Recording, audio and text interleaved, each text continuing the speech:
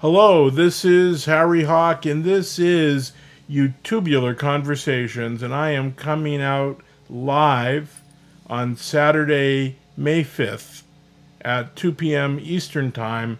And if you're watching this live or later watching the recording of this live recording on YouTube, you will see some images and pictures and so forth that's part of the discussion.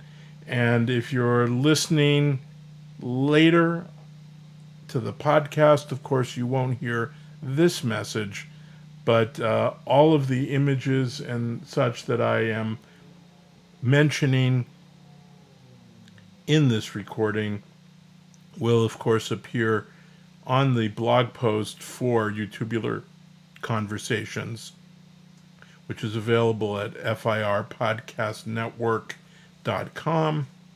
All right, I am ready to get going with that, and here we go. Hello, this is Harry Hawk, and this is another episode of Youtubular Conversations coming to you on the FIR Podcast Network. And today we're talking about YouTube and a couple of things that they are themselves mentioning on their official blog. And from a post dated May 2nd, we're going to talk about material design. And if you are listening to the podcast, you can go to firpodcastnetwork.com and you can see some of these elements listed as images on the blog post on the show notes for this episode. If you're watching this on YouTube, either live or later watching the recording, you'll be able to see some of these images as they are appearing in the video stream, and that should be coming out to you just about now anyway. So here's the big news. YouTube is making its own look match material design. Material design is a more simplified and universal design language that they started to adapt and adopt several years ago, particularly in Android, and now it is making its way to YouTube. And material design, in the blog post, they list three really key components here. This is simplicity, consistency, and beauty. So just talking about that, simplicity is to make sure that there isn't a lot of clutter. And in the context of YouTube, they say specifically the removal of visuals that can distract from your browsing or watching experience. And then consistency, the idea is to have a design that's more uniform across all of their platforms, including their mobile app. And then, of course, they want to make it all a little bit more beautiful. So as we're looking here now, we're seeing a full screen video of MKBHD. And now we're looking at the smaller image. So this is the third size. And now we have an image here where you see the notifications are coming through the same notifications methods that you might see historically on Google+. And you can learn more about these at some of the URLs that I'll mention in a minute. This is a capture from my own stats, and you can see some elements really haven't changed, like the screen resolution or playback resolution and the speed selection tool for video playback. Those haven't changed very much. But again, we're going to see in a second. Here's the full screen image of the video, and again, that looks probably pretty normal. But then coming up again, we see that in the third view that there's a lot less clutter, and here's the whole page. Everything is just laid out really simple and clean. And one of the odd parts about YouTube historically was that as you switched from one view to another, that you would find that the images would appear in a way that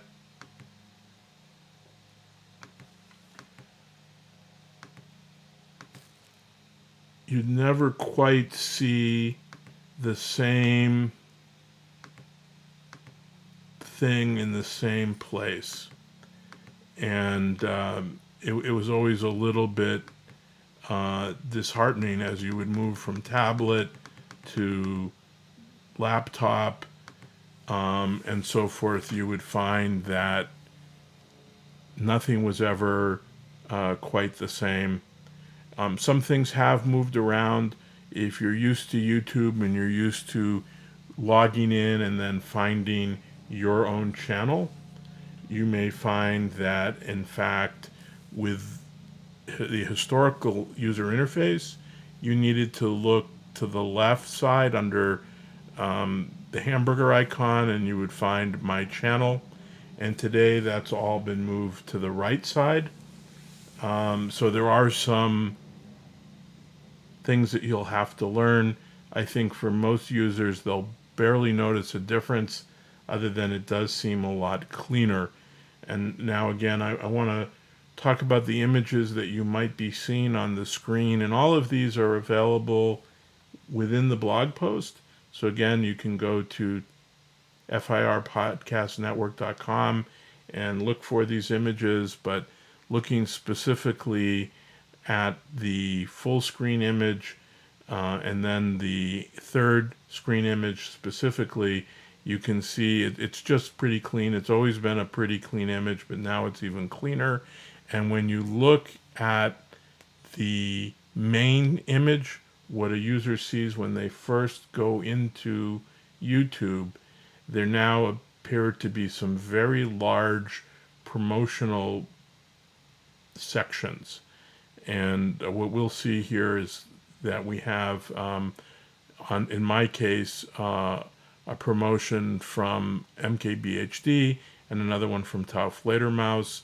And then under that, we see the recommended videos.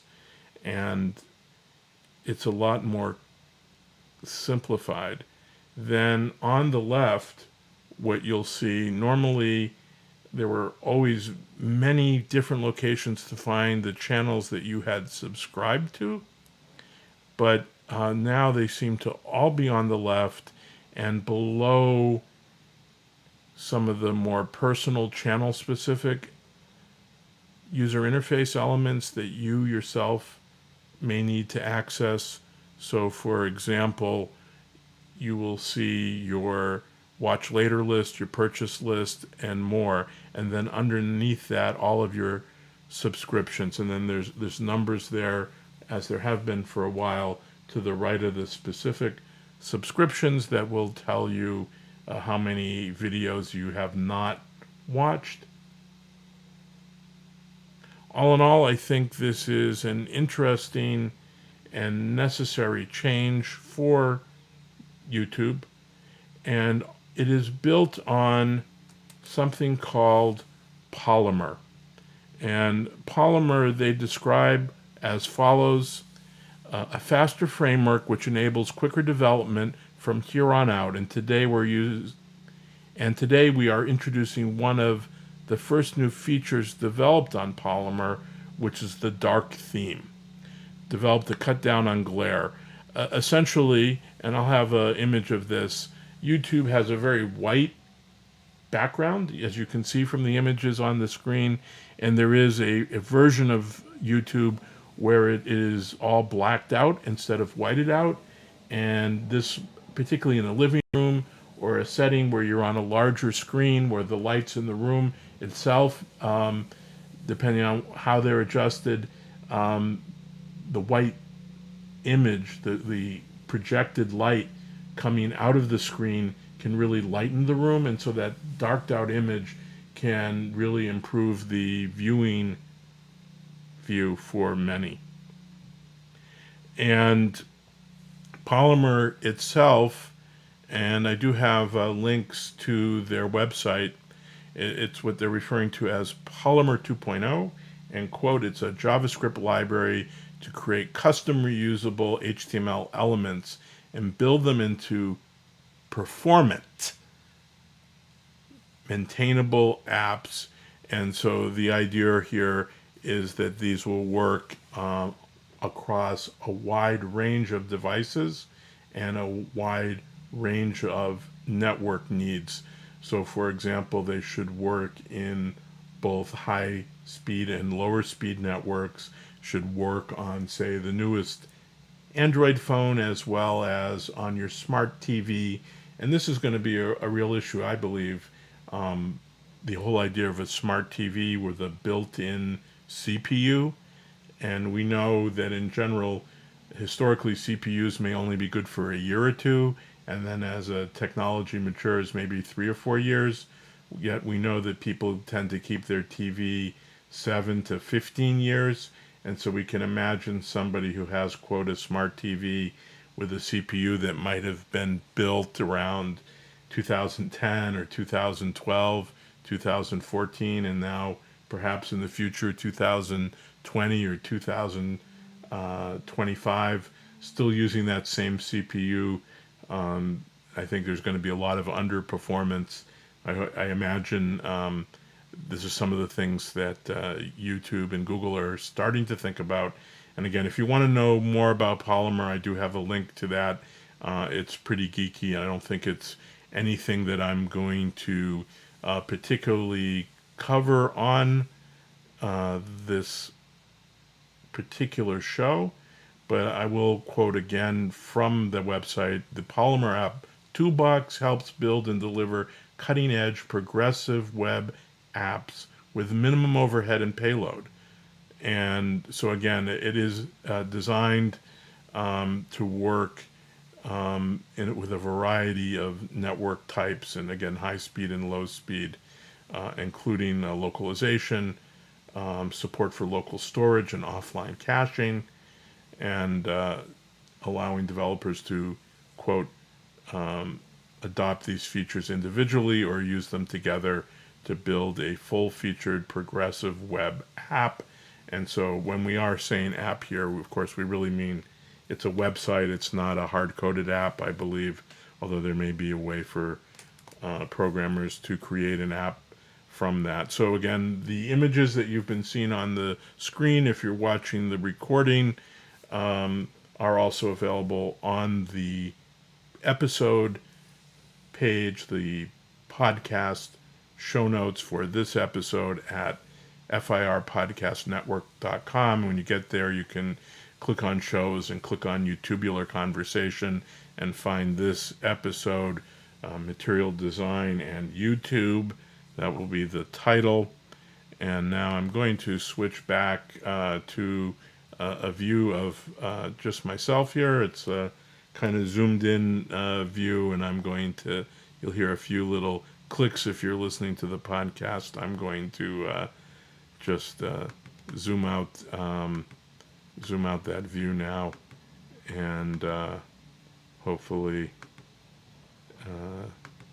things will be a little bit more normal looking if you happen to be seeing the live stream or the recorded episode. Well, this is Harry Hawk, and you have been listening to another fine episode of Youtubular Conversations on the FIR Podcast Network. I hope that everybody has a great week. I hope that you do check out the network and look for some of the other amazing shows, and I hope that you check out YouTube and you can find these new features, these new design elements by going to youtube.com/new. Again, this is Harry Hawk saying have a great week. Bye-bye.